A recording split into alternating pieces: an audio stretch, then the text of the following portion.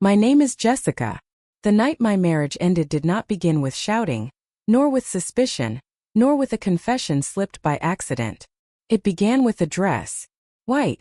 It was supposed to be the happiest night of the year for me. Our 10th wedding anniversary. I had spent weeks preparing, determined to make the evening shine. I wanted a celebration that felt like a reflection of the years Jonathan and I had spent together. 10 years of shared meals, quiet mornings, storms weathered, promises made. I wanted to believe those promises still meant something. I chose a sapphire dress for myself, deep and rich, the kind of color that made me feel steady and unshakable. I strung golden lights across the garden, filled vases with white roses, and prepared the house for a crowd. The guest list included family, friends, and colleagues. Everyone who had been part of our journey. When the evening began, it was perfect. Laughter spilled into the rooms, glasses clinked, music drifted through the air like a soft tide. People hugged me at the door, handed me wrapped gifts, and told me how radiant I looked. I smiled, I welcomed, I poured champagne. For a moment I allowed myself to feel proud. Then the door opened again, and she walked in. Serena. Her dress was white. Not cream, not ivory, not a pale pastel that might be brushed off as an accident. Bright, deliberate white, fitted perfectly, gleaming under the lights as if she had stepped out of a bridal shop. The air shifted. Conversations faltered. Eyes darted toward me, then back to her. She leaned in and kissed my cheek as though nothing were wrong. "Congratulations," she said, her tone sweet, her smile sharp. Then she swept into the room like she belonged there. I froze. My glass trembled in my hand, though I did not spill. My heart hammered, but my face did not crack. I knew enough about Serena to recognize this wasn't thoughtless. This was chosen. Planned. I looked toward Jonathan. For half a second, just half a second, his mask slipped. His smile stuttered, his shoulders tightened, and his eyes betrayed something raw. Guilt. Panic. Recognition. Then, just as quickly, he recovered. He laughed loudly, too loudly, and wrapped his arm around Serena as though her presence was entirely natural. The whispers grew louder, like wind rustling through leaves. Guests exchanged glances.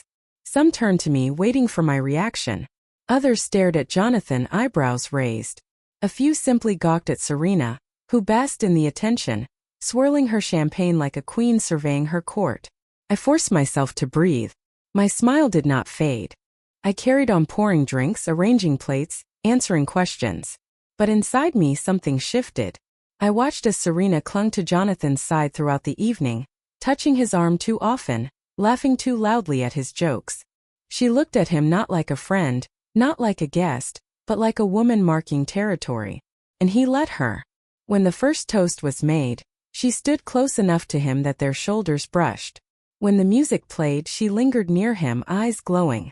And each time she glanced at me with that same smile, daring me to react. This was no accident. This was a message. I realized in that moment that the anniversary party I had built as a monument to our marriage had been hijacked into a stage for my humiliation. Serena wanted me to see. She wanted me to know. And Jonathan, my husband, my partner of 10 years, was letting it happen. I felt the sting of betrayal already, though the full truth had yet to be spoken aloud. But I did not crumble. I did not scream. I did not throw her out. I smiled. I kept my composure. I let the evening unfold. Because even as my chest burned with pain, a colder vow began to take root. She may have walked in wearing white. She may have thought she could take my place in front of everyone I loved. But I would not give her the satisfaction of breaking me. I would bide my time. I would watch. I would listen. And when the moment was right, I would spill her secret. Not in whispers, not in shadows, but in the same light she had tried to steal from me. That night, surrounded by laughter and music that suddenly sounded hollow, I made myself a promise. Serena might have worn white to my anniversary, but I would be the one to stain her name in front of everyone. The party went on as though nothing were wrong. Guests laughed, glasses clinked, and the music swelled. But under the glitter of the evening, my stomach tightened with every glance between Jonathan and Serena. At first, I told myself I might be imagining it. Maybe she had simply made a tasteless choice. Maybe his nervous laughter was embarrassment rather than guilt. But deep inside, I already knew. You don't wear white to another woman's anniversary, unless you want to send a message. and Jonathan's silence was louder than any declaration.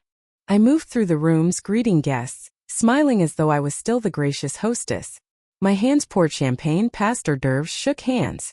But my eyes tracked them. Every time Serena leaned toward him, his hand lingered on hers too long. Every time she laughed, he looked at her, not at me. My best friend Lila noticed. She slipped to my side as I stood near the piano. Her eyes narrowed as she watched them across the room. "Jessica," she whispered. "Why is she here? And why is she wearing that?" I finished for her.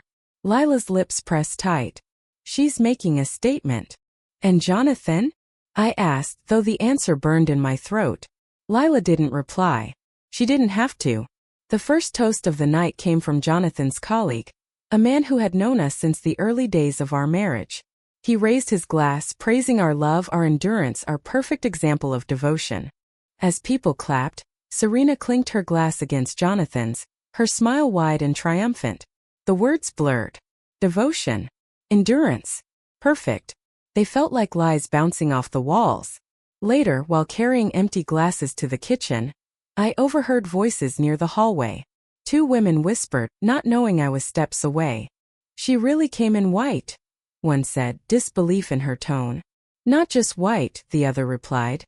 "Look how close she is to him. It's shameless." The first voice softened. "Poor Jessica. She doesn't deserve this." I pressed my back against the wall, the tray heavy in my hands. Their pity was like salt on an open wound. When I returned to the dining room, Jonathan was gone. Panic and fury swirled in my chest. I scanned the room, found Serena missing too. My feet carried me down the hallway, quiet as my pounding heart allowed. I heard voices behind the study door. His voice low, urgent. Hers soft, intimate. "You shouldn't have worn that dress," he hissed. She laughed lightly. "Why? Because it tells her the truth?" Silence. Then his voice again, weaker. "Not here. Not tonight." "You promised me," she whispered, her words muffled but sharp. "You said after tonight things would change." My body froze. The tray nearly slipped from my hands. "Promised. After tonight." The words rang in my ears like a bell of betrayal. I wanted to burst in, to scream, to drag them both out in front of everyone. But I forced myself to stay still. I leaned closer, my breath shallow. "She looks pathetic," Serena said then, her voice dripping with disdain. "Smiling like nothing is wrong. Does she really not see it?" Jonathan didn't answer. Or maybe he did, too quietly for me to hear. I stepped back, the hallway spinning. My heart pounded so hard it shook my ribs. The truth was no longer suspicion. It was real. They were lovers. They had planned this together. And Serena's dress was not only a message, it was a declaration. I walked back into the party, my mask firmly in place. No one saw my hands tremble. No one saw the fire building inside me. When Jonathan reappeared minutes later with Serena trailing him, they looked composed, as if nothing had passed between them. He touched my shoulder lightly, smiling for the crowd. "Everything all right?" he asked, too casual. I looked into his eyes, searching for shame. All I found was fear hiding behind performance. "Perfect," I said evenly, my lips curling into a smile that didn't touch my heart. He relaxed, fooled by my calm. But my calm was no longer silence. It was strategy. Because in that moment, standing under golden lights with guests laughing around me, I vowed to uncover every secret. I would not scream, not tonight. I would not let them see me collapse. I would gather.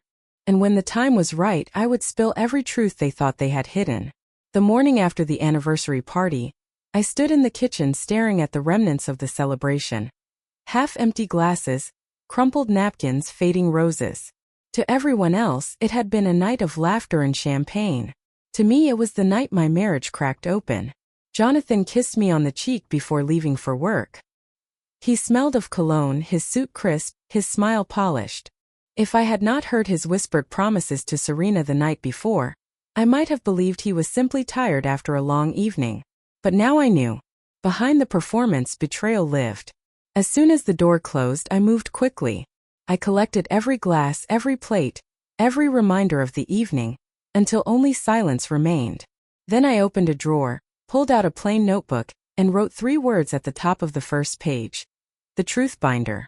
That notebook became my anchor. First it was just observations. The time I saw him glance too long at his phone. The way he smiled when her name flashed on the screen. The tone of his voice when he mentioned late meetings. But soon it became more than notes. It became evidence. I started with his phone. Jonathan had never changed his passcode. It was still the date of our wedding. The irony was almost unbearable. My hands trembled as I typed it in, the screen unlocking with a soft click. Inside I found a folder of messages.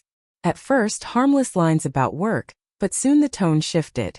Words of affection, pet names, plans written in half-coded language. Dinner tomorrow? Same place. I'll tell her I'm working late. Wear the white dress, I love it. White. My chest tightened. He had known. He had asked her. I screenshotted everything, sending copies to my email. Then I erased the trail from his phone, careful, methodical. The next step was his laptop. He had left it open on the desk, the cursor blinking on a half-written document. I shouldn't have looked, but I couldn't stop myself. Drafts of speeches, yes, but also folders of photos. Serena at a cafe, Serena holding a wine glass, Serena laughing at something unseen. All taken secretly, some cropped, some filtered. My hands shook as I opened file after file. In one photo, she wore the necklace I had once asked for. A delicate chain with a small diamond pendant. Jonathan had told me it was too expensive. But there it was, glittering on her throat. I printed the receipts from his email. Jewelry store. Boutique florist. Dinner reservations. Each one matched the times he had claimed overtime or late-night deadlines. The binder grew heavier. But I needed more. Words and receipts could be twisted. I wanted undeniable proof, something even Jonathan couldn't spin into an excuse. So I began watching. I checked our joint bank account daily. I noticed small transfers to an account I didn't recognize. Always neat amounts: 500, 800, 1,000. Regular like clockwork. I traced them to purchases that made no sense for us. Designer shoes. Hotel bills in her name. Spa weekend. One evening when Jonathan stepped into the shower, I checked his jacket pockets. Inside I found a receipt folded neatly. 2 glasses of champagne, a hotel suite, a midnight checkout. Dated the very night he had claimed to be traveling for work. I slipped the receipt into my notebook, my breathing calm. Every page was another brick in the wall I was building. Still, the most painful discovery came not from paper but from whispers. A week after the party, I walked past a cafe near Jonathan's office. Through the window I saw him. Not alone. Serena sat across from him, laughing, her hand resting casually on his. He leaned in close, his face lit with admiration. They didn't see me. I stood frozen outside, my heart pounding, until I pulled out my phone and snapped a photo through the glass. One image, blurry but clear enough. Proof. That night I slid the photo into the binder. I sat on the floor of the bedroom, staring at the collection. Pages of receipts. Screenshots of messages. Photos. Transfers. Jewelry. Lies bound in leather. I whispered aloud, my voice steady. This isn't paranoia. This isn't suspicion. This is truth. And yet, truth alone wasn't enough. Jonathan was a master performer. If I confronted him now, he'd twist it, charm his way out, maybe even make me look foolish. No. I needed timing. I needed precision. I needed allies. Because one day soon, Serena would regret wearing white to my anniversary. And Jonathan would regret letting her. The binder grew heavier each day. Pages swelling with receipts, photos, and screenshots. I tucked it into the linen closet behind folded towels, hidden but not forgotten. Every time I added another piece, I felt the weight settle deeper. Not just on the shelf but inside me. I knew the truth now. But truth in silence is only a burden. If I confronted Jonathan alone, he would deny, manipulate, and weave stories until doubt poisoned me again. He had a talent for performance, and I would not step into that stage without an audience. I needed allies. The first was Lila. She had been my closest friend since college, sharp-eyed and unafraid to speak what others swallowed. I invited her over one evening. When she arrived, I didn't waste time with tea or small talk. I pulled the binder from the closet, placed it on the table, and slid it toward her. She opened it slowly, page by page. At first, her brow furrowed. Then her lips tightened. By the time she reached the photo of Jonathan and Serena at the cafe, her hands trembled with anger. "Jessica," she whispered, "this isn't just an affair. It's a performance. She wore white to your anniversary because she wanted you humiliated. And he let her. If you confront him quietly, he'll twist it. He'll find a way to bury the shame. You need to make it public." Her words lit something in me. I nodded. "That's what I'm planning. I want him exposed. Not in whispers but in a way no one can deny." The second ally was my brother Daniel. Protective, hot-tempered but loyal as stone. I hesitated before telling him, afraid his fury might ignite too soon. But I needed his strength. We met at a cafe on a gray morning. I slid the binder across the table. He flipped through quickly, his jaw tightening, his knuckles whitening with each page. When he reached the hotel receipt, he slammed his fist against the table so hard the cups rattled. "He paraded her at your anniversary?" Daniel's voice shook with rage. "He let her walk into your house wearing white?" "Jess, No," I interrupted firmly. "No fists. No shouting. I don't want violence. I want precision. I want him cornered in front of everyone he respects, with no way out." Daniel's eyes burned, but he nodded. "Fine. But when that moment comes, I'll be there. If he tries to escape, if he tries to silence you, he'll have to go through me first." It wasn't the subtle support I craved, but it was strength. The third ally was legal. I knew I couldn't simply rely on emotion or family. I needed someone who understood the weight of proof.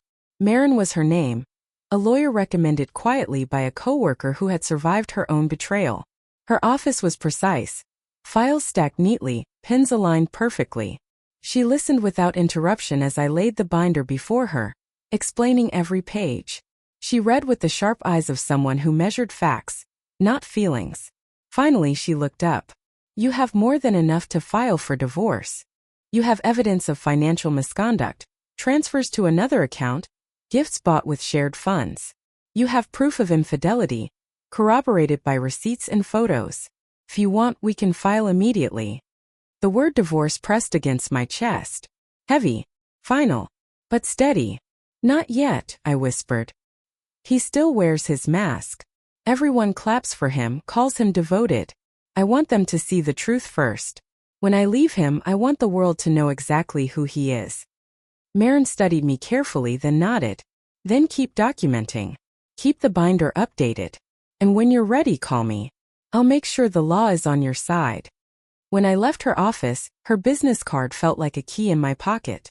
That night, Jonathan lay beside me, scrolling on his phone. His lips curved in a faint smile, a glow lighting his face. He kissed my shoulder before turning off the light, whispering, "Good night, Jess." I lay awake, staring into the dark, the sound of his steady breathing beside me. But I wasn't alone anymore. Behind me stood Lila with her clarity, Daniel with his fire, and Maren with her precision. I was no longer just a wife doubting her instincts. I was a woman building an army. Quiet, patient, strategic. Jonathan still thought he controlled the story. He thought he had both of us under his spell. Me playing the loyal wife, Serena flaunting herself in white. But he was wrong. The story had already shifted. And soon, on a stage of his own making, I would be the one to spill every secret he thought was safe. Once I had allies, the fog inside me began to clear. Rage had burned hot at first, but rage alone was not enough. Rage blinds. Rage makes you reckless. What I needed now was control. What I needed was a stage. And Jonathan, as always, handed it to me himself. 2 weeks after the anniversary party, he announced his plans for a gala dinner at the community hall. He had been invited to speak about partnership and marriage, and how family values shaped his career. The irony nearly made me choke. He wanted to parade me as proof of his devotion, to show the world a shining image of a husband worth admiring. "I'll need you there in the front row," he said one evening, adjusting his tie in the mirror. "You've always been my anchor. This is as much about us as it is about me." I smiled at his reflection, the mask flawless. "Of course," I said softly. But in my mind I was already rearranging the pieces. That gala would not crown him. It would bury him. Night after night, after he fell asleep, I sat at the dining table with the binder open and my laptop glowing. Lila sat across from me, papers spread between us. We didn't just collect evidence now, we curated it. We built a timeline. Each page another nail for his coffin. Start with the anniversary, Lila suggested. The white dress. Show them that was no accident. Then unfold everything else. Messages, receipts, bank transfers. Build it like a story. So I did. The first slide showed a photo from that night. Jonathan standing in the living room with Serena at his side, her white dress glowing under the lights. Guests smiling awkwardly around them.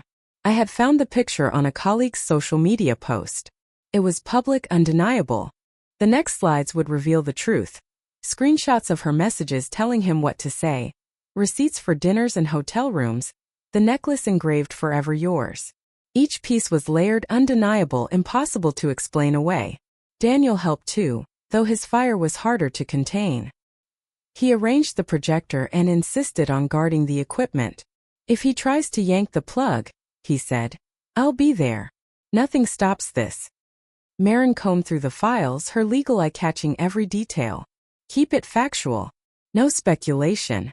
Let the proof speak. If he tries to shout defamation, he'll have nothing to stand on. Her calm steadied me. I wasn't preparing for an argument.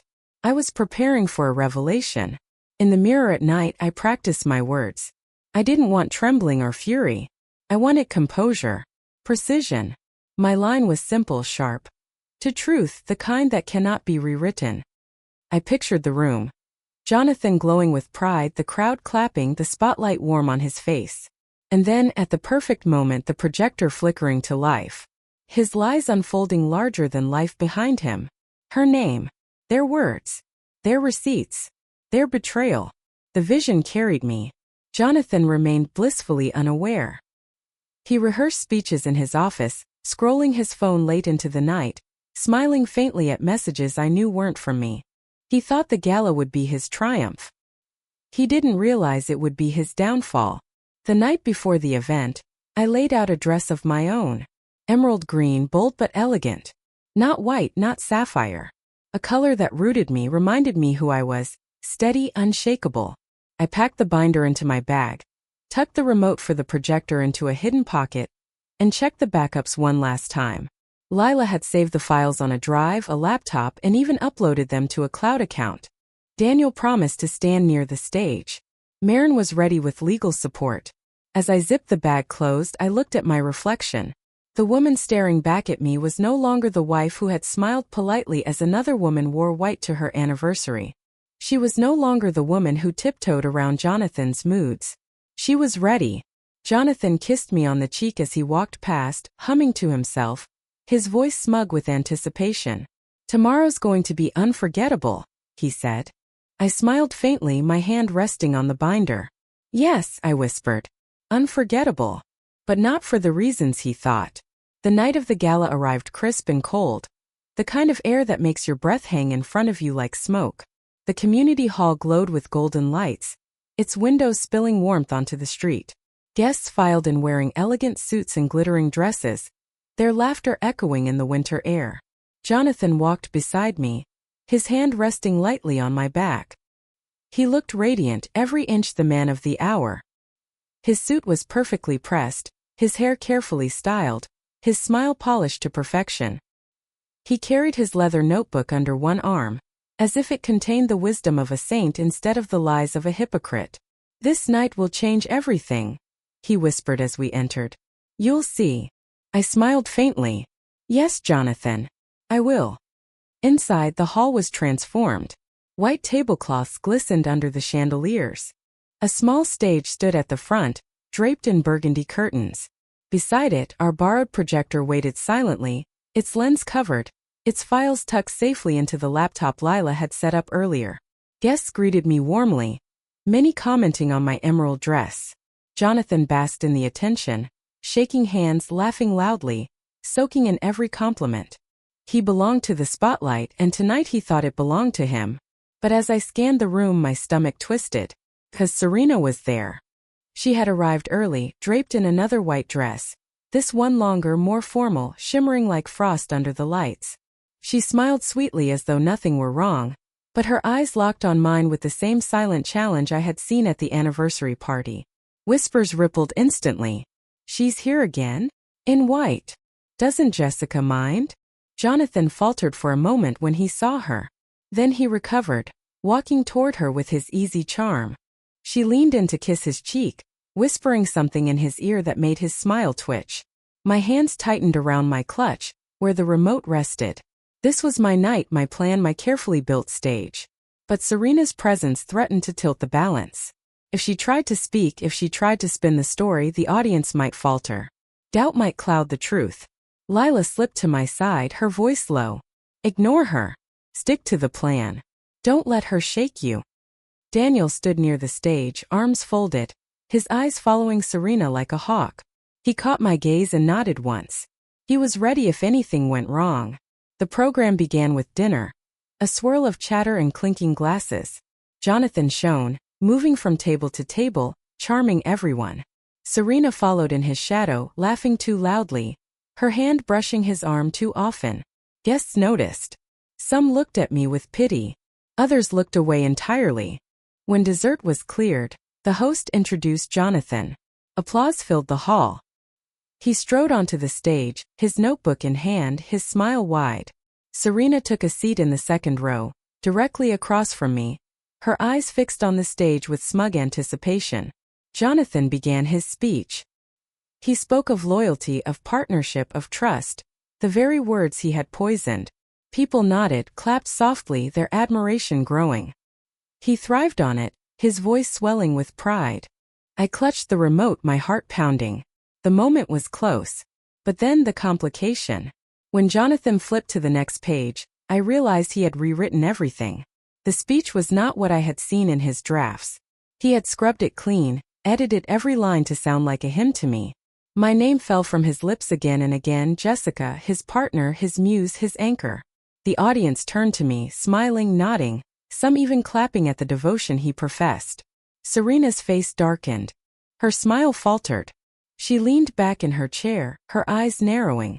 Jonathan had betrayed her in a different way, erasing her name, replacing her with me for the sake of his image. The room glowed with admiration, but to me every word was acid. He was rewriting history in real time, crafting a story where he was the loyal husband and I the adored wife. If I revealed too soon, it might look like bitterness, jealousy, sabotage. If I waited too long, he would polish the mask further, and the audience might never believe me. My pulse raced. The plan I had so carefully built trembled in my hands.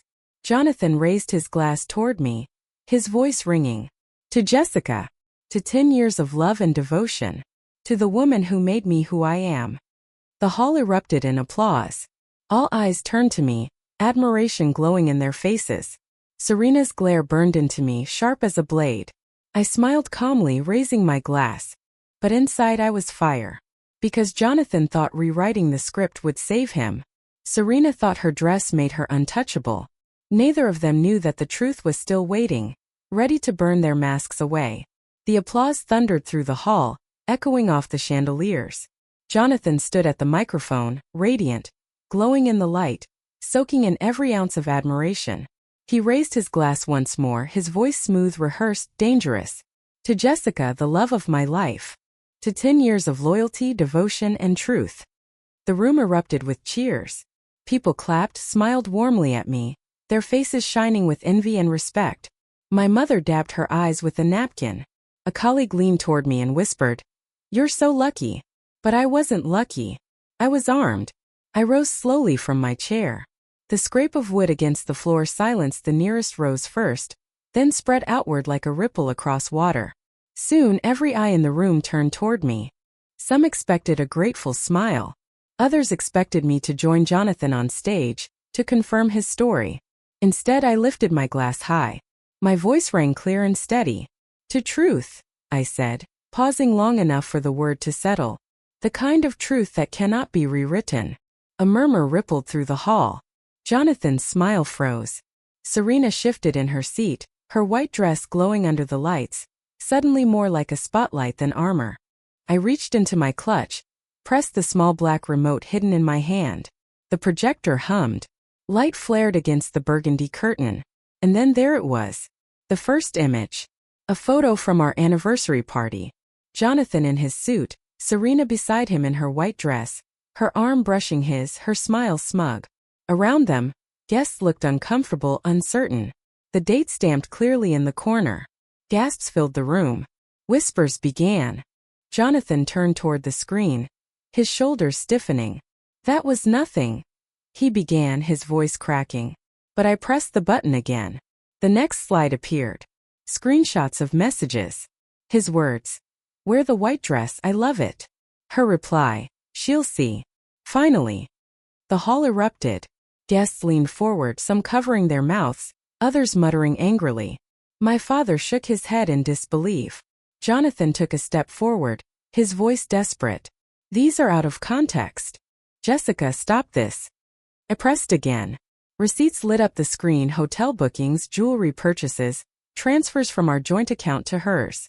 Each one lined up neatly with the dates he had told me he was working late.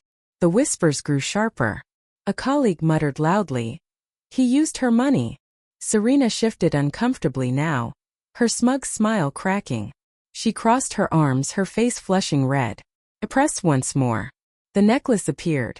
A close-up photo of the engraving. Forever yours. The audience gasped. One woman in the front row whispered, That's not Jessica's. Jonathan's mask shattered. Enough! He shouted into the microphone. This is private. This is between us. I stepped closer to the stage, my voice cutting through the noise. No, Jonathan. This became public the moment you let her wear white to my anniversary. You let her stand in front of my family, my friends, flaunting what you thought was hidden. Tonight, the world sees the truth. The final slide appeared. A photo I had taken outside the cafe, Jonathan leaning close to Serena, her hand on his, their smiles intimate. Blown up on the wall, undeniable. The room erupted. Gasps, anger, disbelief. My mother lowered her head into her hands. Daniel moved closer to the stage, his arms crossed like a wall. Jonathan's voice broke. Jessica, please, we can fix this. Don't do this here. I lifted my glass once more, steady, unshaken. You should have thought of that before you rewrote your vows with someone else's name. You built this stage, Jonathan. Tonight, it belongs to me. The silence that followed was heavier than applause. Every mask had fallen. Every secret was burned away under the projector's light. And for the first time in 10 years I felt free. The hall seemed to freeze in place after the final slide. The projector hummed, the giant image of Jonathan and Serena at the cafe still glowing on the wall. Their smiles, once smug and secret, now felt grotesque, magnified for everyone to see. The silence broke in fragments. A gasp. A mutter. Then the storm. My God! Someone whispered. I knew something was off. How could he do this on their anniversary? My mother rose first. Her face was pale, her voice trembling but sharp. Jonathan, you let me stand in front of my friends and tell them how proud I was of you. You let me call Jessica blessed while you humiliated her behind her back. Jonathan's face crumpled. It wasn't like that, Don't you dare. She cut him off, her hand shaking. Don't you dare pretend this was nothing. Gasps rippled through the crowd again. Guests turned in their seats, whispering angrily. From the front row, Serena shifted. Her perfect white dress suddenly looked like a costume, too bright, too loud. She tried to laugh, brushing a strand of hair from her face. This is ridiculous, she said. So what if we shared some dinners? He loves me. Everyone can see it. The room recoiled. One of Jonathan's colleagues stood sharply, pointing a finger at her. You wore white to his wife's anniversary party and you think this is love? It's cruelty. It's arrogance. Serena flushed deep red. She tried to stand taller, but the weight of the eyes on her pressed her back down. Jonathan stepped forward, dropping his notebook on the stage. His voice cracked through the microphone. Jessica, please, this isn't fair. We can talk about this at home. Not here. Not like this. I stood steady, my hands calm at my sides. No, Jonathan. Home was where you should have been loyal. Here is where you paraded your lies. Here is where they end. Daniel moved closer to the stage, his presence heavy. His jaw was clenched, his fists tight, but his voice was steady. If you try to shout her down, if you try to touch her, you answer to me. Jonathan flinched. The mask of the confident husband was gone. He looked small now, cornered under the spotlight he had once craved. More voices rose from the audience. His mentor, Professor Ellis, stood slowly, leaning on his cane. His words were soft, but they struck like a hammer. Jonathan, I once told you poetry is truth wrapped in beauty. Tonight I see you have twisted truth into lies. I cannot respect a man who builds his image on deception. He turned and walked toward the door. The sound of it closing behind him was final. Other guests followed. Chairs scraped, heels clicked against the floor. Some muttered insults as they passed. Fraud. Disgusting.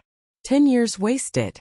Every step out of the hall was another nail in the coffin of Jonathan's reputation. Serena stood abruptly, her voice shrill. You're all hypocrites. You've done the same, you just hide it better. But no one defended her. Not one person. My father, who had sat in silence until then, rose slowly. He looked at Jonathan with eyes heavy with disappointment. I welcomed you into my family. I trusted you with my daughter's heart. And you repaid that trust with lies. You are no son to me.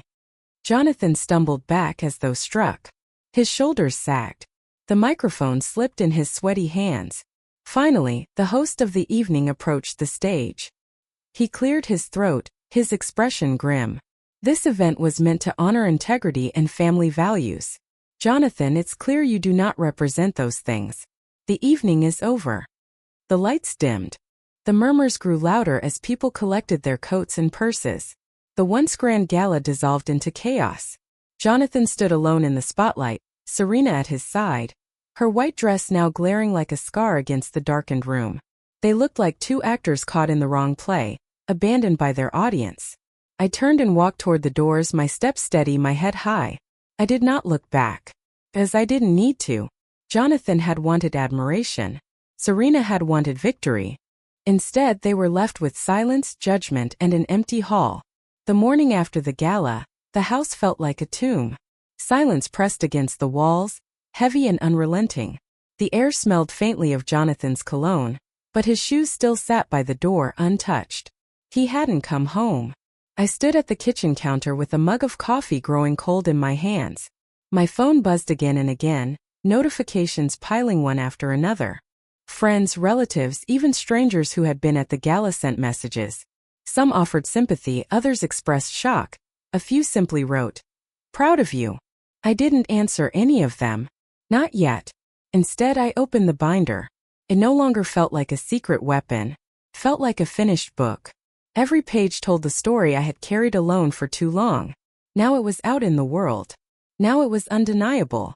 By mid-morning, Daniel arrived. He dropped a bag of groceries on the counter, his voice gruff but his eyes gentle. You need to eat, he said. You need strength for what comes next. I nodded, though my stomach churned. He hasn't come home. Daniel snorted. Good. Let him rot wherever he's hiding. He doesn't deserve this house, Jess. Not anymore. Not long after, Lila appeared.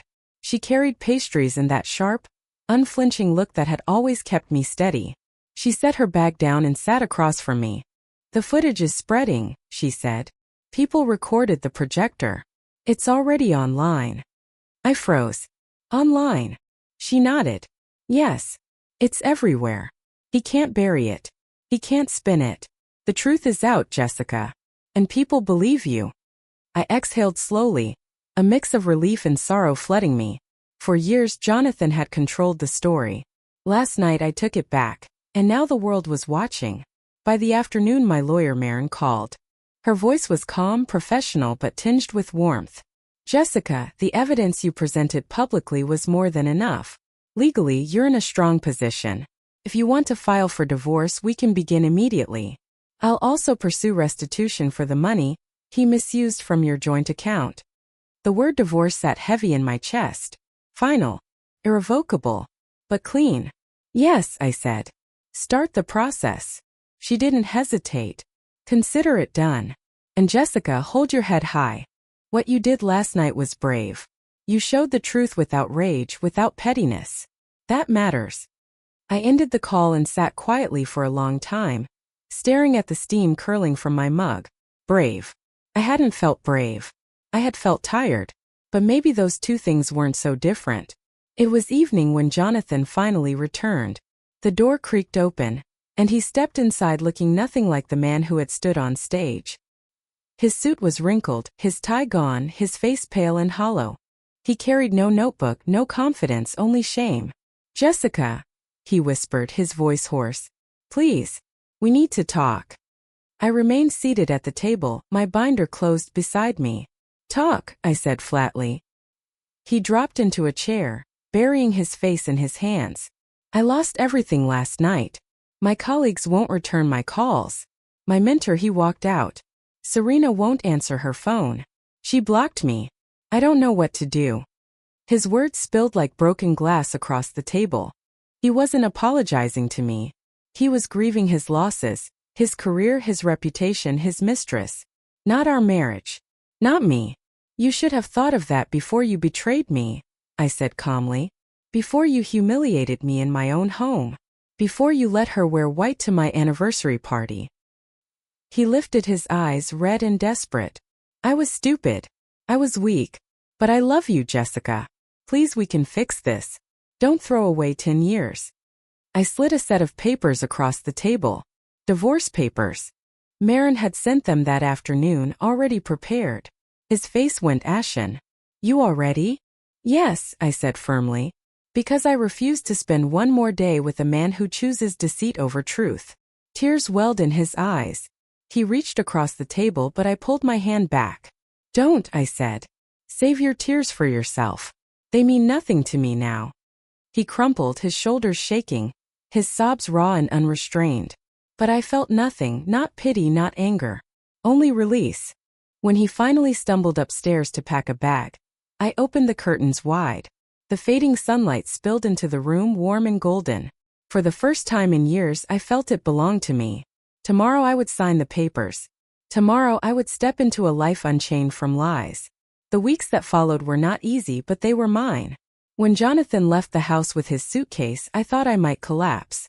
For 10 years I had built my days around him, his moods, his work, his promises. I wondered if the silence he left behind would crush me. But it didn't. First, it was strange. No late-night phone buzzing with urgent messages that were never about work. No carefully rehearsed speeches in the living room. No lies whispered into the dark. The quiet was sharp, but slowly it softened. I filled the silence with my own life. I repainted the study where I had once discovered his drafts and receipts. I took down the framed photos of us at parties, at weddings, at holidays, and replaced them with pictures of my own. Sunsets I had captured, moments with Lila and Daniel, candid laughter with my parents. The house stopped feeling like a stage for his performance and started becoming a home again. The divorce moved quickly. Marin guided me through every step, her calm precision cutting through the mess Jonathan tried to create. He dragged his feet, tried to argue, begged for delays, but the evidence was undeniable. His financial misdeeds, his infidelity, his betrayal, they all weighed against him. In the end he signed. His reputation never recovered. The footage from the gala spread further than I imagined. Clips circulated online, Jonathan frozen on stage, Serena glaring in her white dress. My voice steady as I toasted to truth. It became more than gossip. It became a story people shared. A lesson wrapped in scandal. His invitations dried up. His colleagues kept their distance. Even Serena, once so bold, disappeared from his life without a trace. But this story isn't about their downfall. It's about my rise. One evening, weeks after the papers were finalized, I sat at my dining table with a notebook of my own. For years, I had watched Jonathan fill his pages with words meant for someone else. Now I wanted to write my own. Not poetry, just truth. I wrote about the moment Serena walked into my anniversary in white. I wrote about the binder, the evidence, the fire that grew inside me. I wrote about the gala, the silence, the freedom that followed. And as I wrote, I realized something. Betrayal isn't the end of your story. It's the beginning of a new one. For a long time I thought revenge meant rage, destruction, or cruelty. But I learned that the strongest revenge is not screaming, not fighting, not breaking down. The strongest revenge is living free, unchained from lies, unafraid of truth. I didn't just expose Jonathan. I reclaimed myself. So here is what I want to say to anyone listening who has carried secrets too heavy, who has swallowed lies too bitter. You are stronger than you think. You don't need to fight on their terms. You don't need to play their game. Gather your truth. Stand tall. And when the time comes, let their mask fall under its own weight. Because masks always fall. Jonathan built his entire life around applause. Serena wrapped herself in white like a crown. But in the end, they were left with silence and shame. And me? I walked away into the light. Tonight, as I light a single candle and raise a glass, I don't toast to anniversaries or to empty promises. I toast to truth, to freedom, to the strength that comes when you finally choose yourself. So if this story touched you, remember, the greatest revenge is not destroying them. The greatest revenge is refusing to be destroyed. You hold the pen. The next chapter is yours to write.